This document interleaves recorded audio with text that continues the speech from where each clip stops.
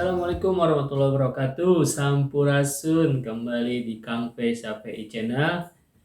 Di video kali ini saya akan membahas tentang OSS berbasis resiko.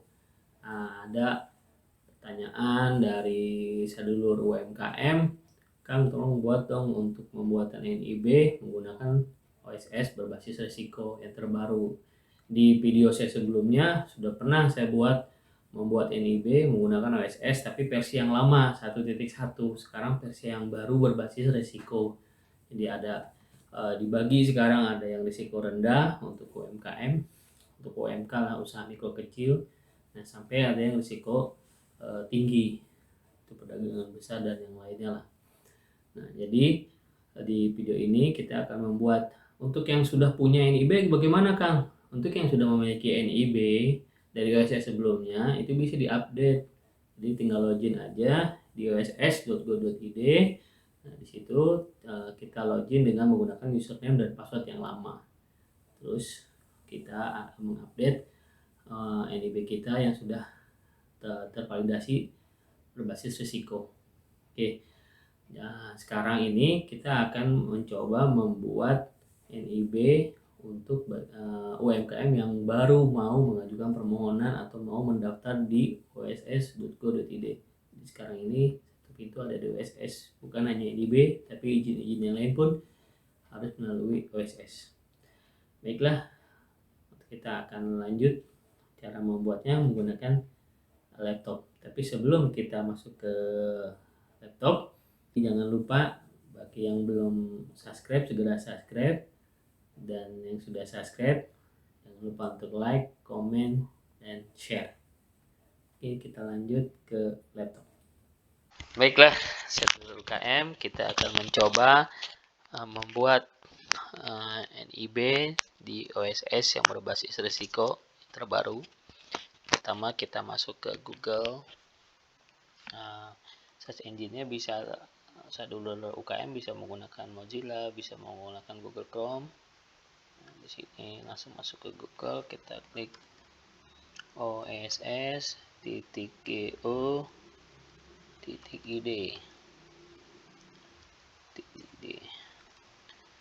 atau oss.go.id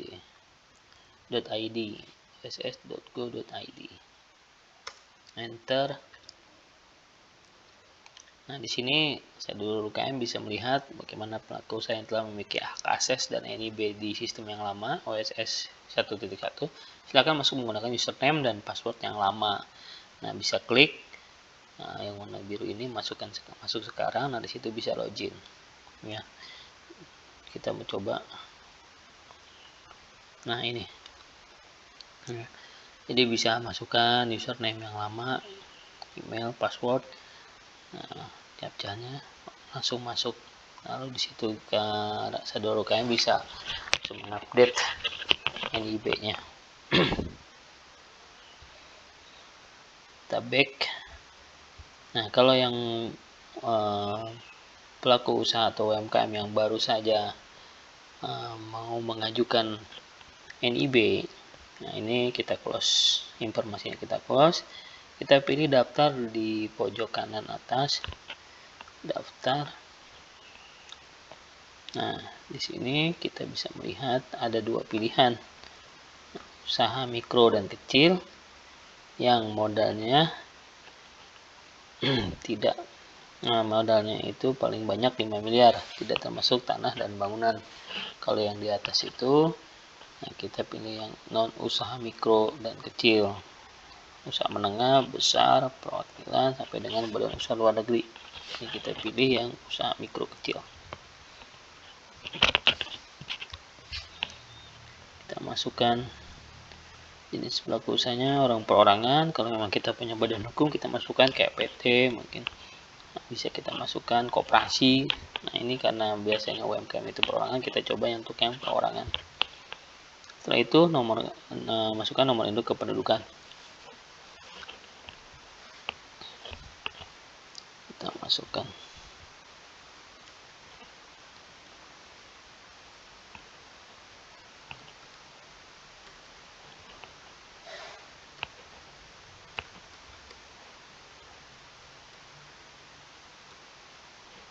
Oke, terus masukkan nama lengkap,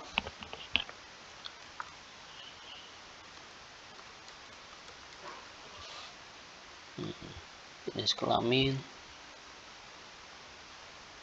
terus sampai ke bawah sampai lengkap. Nah, kita masukkan kode captcha, kita checklist pernyataan. Ini saya menyatakan bahwa data saya ini adalah benar dan saya bertanggung jawab penuh atas data dan informasi tersebut, serta bersedia data pribadi tersebut disimpan oleh lembaga OSS Kementerian Investasi atau BKPM untuk digunakan sesuai peruntukannya. Lalu kita lanjut ke klik daftar sampai ada keluar berhasil. Nah, setelah berhasil, nanti kita diminta untuk aktifasi ke email. Nah, di aplikasi email, kita buka email. Setelah buka email, kita klik aktivasi. Lalu akan kita dikirimkan username dan passwordnya. Nah, username dan passwordnya itu kita bisa gunakan untuk login. Oke, kita sudah mulai login. Nah, di sini kita akan melihat pilihan-pilihannya. Tapi sebelum kita mulai untuk membuat permohonan NIB, di sini kita baca dulu selamat datang di sistem online Singa Submission OSS berbasis risiko. Nah, dan di sini pandu untuk pengurusan perizinan usaha. Mulai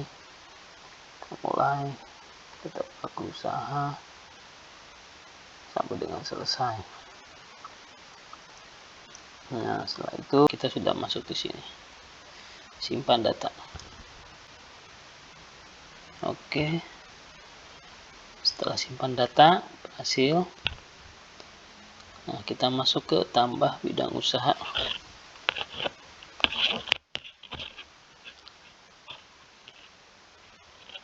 Sebelum kita ngisi bawah, jangan lupa kita pilih bidang usaha.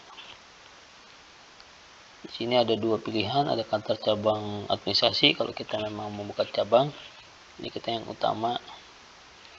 Bidang usahanya tulis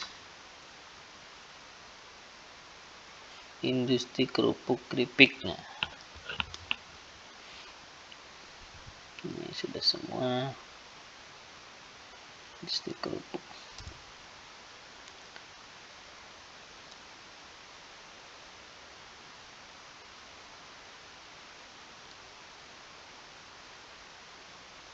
Seluruh. Pilih bidang usaha Anda sesuai dengan KBLI. Nah, ini.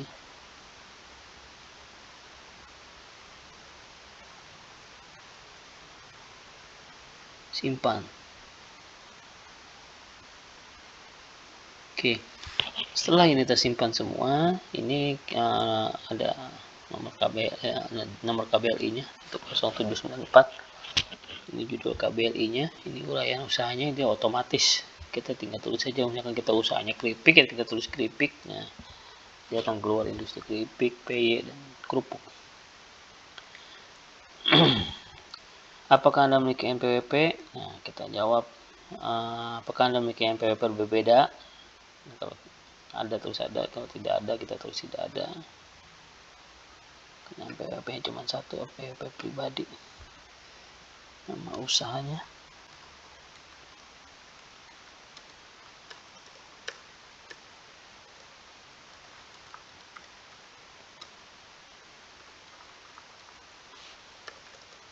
Berikan layani. Luas usaha. Ini luas usahanya 50 meter persegi, alamatnya.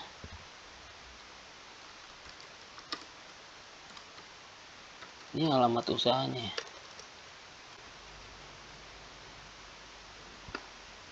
Terkadang ada perbedaan ya antara alamat usaha dengan alamat KTP. Nah, ini kayaknya diisi lagi.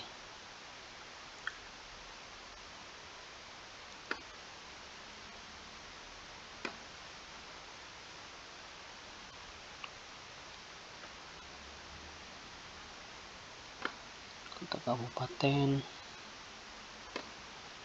Kota Bogor,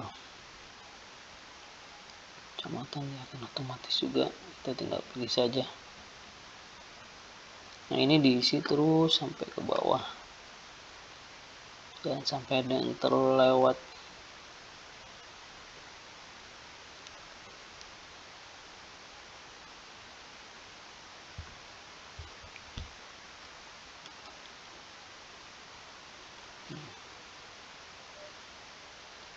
Ini usahanya ditanya belum, sudah berjalan atau belum, modal usahanya kita tulis sini 5 juta karena industri rumahan. Validasi risiko, kita lihat skala usaha Anda ada kegiatan ini adalah mikro, tingkat risiko kegiatan usaha Anda adalah rendah. Nah, itu termasuk kategori rendah.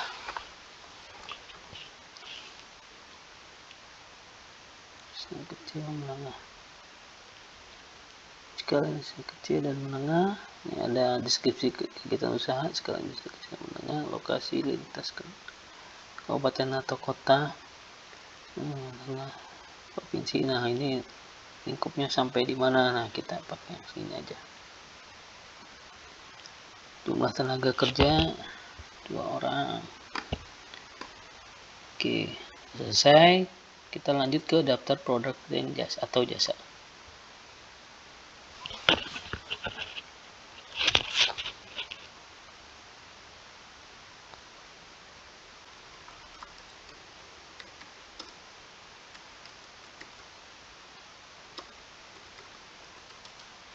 Ini kita isi. Ini macam-macam yang ada keripik kentang nih. Nah, kita tinggal isi kapasitas tahun. Nah, ini pertama, ini kira-kira saja kapasitasnya, satuan kapasitasnya apa, butir, buah, kilo, meter, piece, kilo. Apakah Anda memiliki sertifikat SNI? Nah ini biasanya dipakai SNI ini untuk usaha bidang usaha craft. Permainan anak-anak itu biasanya harus memiliki standar SNI.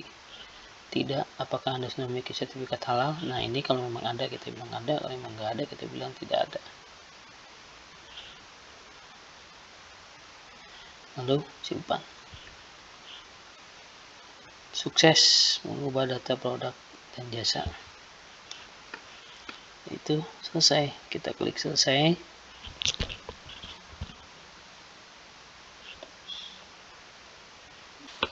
Ini kalau misalkan bidang usahanya banyak, bisa ditambahkan lagi, tambah bidang usaha. Misalkan kita selain keripik kerupuk keripik PY, ini tambahin lagi apa, misalkan selain keripik dodol misalkan, atau misalkan onde-onde, bisa ditambah usaha ya. Ini sudah, kita masuk ke berikutnya, lanjut. Kalau memang gak ada yang ditambahkan, kita lanjut. Udah, kita masuk ke proses perizinan berusaha. Nah ini berdasarkan Undang-Undang Nomor 11 Tahun 2020 tentang Cipta Kerja, pelaku usaha dengan identitas sebagai berikut. Nama pelaku usahanya saya ini, keselamatan, keamanan, kesehatan, pelestarian, fungsi lingkungan K3L. Nah ini ada pernyataan, bisa dibaca di sini. Nah keamanan, keselamatan dan kesehatan. Nah kita cukup checklist di sini kalau memang sudah dimengerti.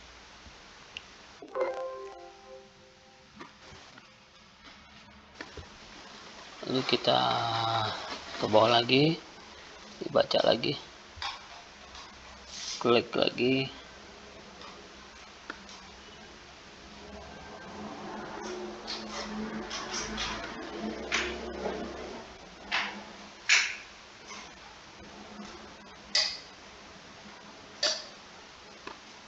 sanggupan untuk sertifikat halal,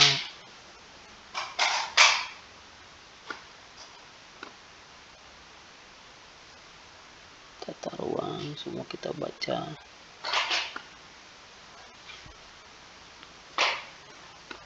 SPPL di sini, surat pernyataan kesanggupan pengelolaan pemantauan lingkungan hidup.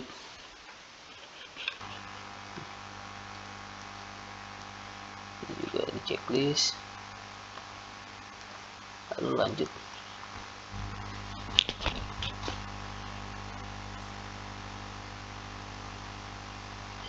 Nah, ada lagi satu pernyataan. Dengan ini saya menyatakan bahwa data dan informasi yang saya isi adalah benar. Saya bertanggung jawab penuh atas data dan informasi tersebut. Checklist. Sudah, setelah itu terbitkan perizinan berusaha. Tadi kan masih draft, sekarang kita minta diterbitkan.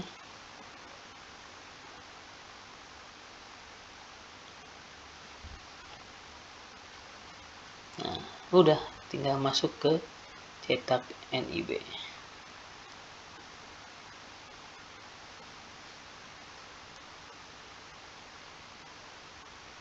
Selesai.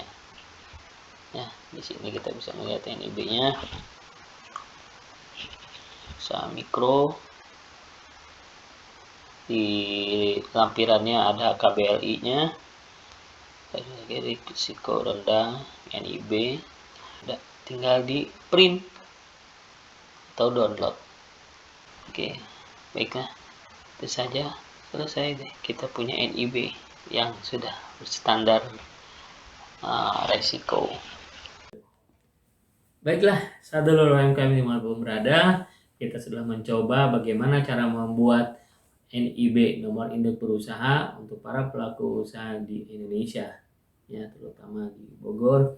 Nah, jangan lupa untuk yang belum subscribe, segera subscribe supaya dapat mengikuti terus perjalanan dari Kang Fei mengulas tuntas tentang bisnis UMKM, dari mulai perizinan sampai dengan promosinya produk UMKM. Ya. Dan kalau ada pertanyaan, segera di kolom komentar ya, seperti biasanya di kolom komentar.